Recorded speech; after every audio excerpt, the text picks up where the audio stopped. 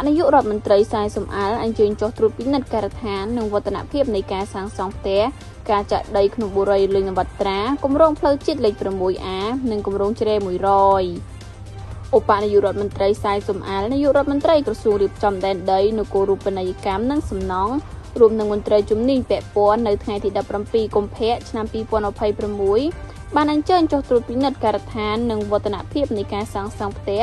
និងការចាក់ដីក្នុងបុរីលេងនវត្រាគម្រោងផ្លូវជាតិលេខ 6A និងគម្រោងជ្រែក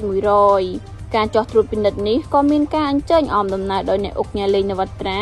ដែលជាម្ចាស់គម្រោងផងដែរគម្រោងផ្ទះនិងដីឡូលេងនវត្រាជ្រែ100និងគម្រោងផ្លូវជាតិលេខ 6A មានទីតាំងស្ថិតនៅភូមិជ្រែ100និងភូមិអន្លង់ស្លែងឃុំសម្បូរមាសស្រុកមុខកំពូលខេត្តកណ្ដាល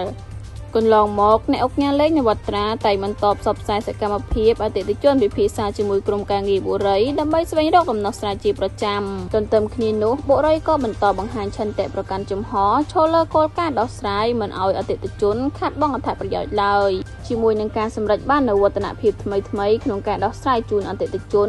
បុរីក៏សូមអរគុណដល់ក្រសួងរៀបចំដែនដីនគររូបនីយកម្មនិងសំណង់ព្រមទាំងអាជ្ញាធរគ្រប់ជាន់ថ្នាក់ដែលបានសម្របសម្រួលប្លង់ជូនអតិថិជនបុរីលេងនវត្រាស្របពេលបច្ចុប្បន្នក្រុមការងារបុរីក៏កំពុងតាក់ទងអតិថិជនដើម្បីធ្វើការដោះស្រាយបញ្ហាបញ្ចប់ជាបន្តបន្ទាប់បុរីលេងនវត្រាក៏បានបញ្ជាក់ពីការស្វែងរកដំណោះស្រាយជាបន្តបន្ទាប់ក្រុមការសម្របសម្រួលរបស់ក្រសួងរៀបចំដែនដីអាជ្ញាធរពាក់ព័ន្ធដើម្បីបន្តសកម្មភាពចាក់ដីការសាងសង់និងការប្រគល់ប្លង់រហូតបញ្ចប់គម្រោងទាំងស្រុង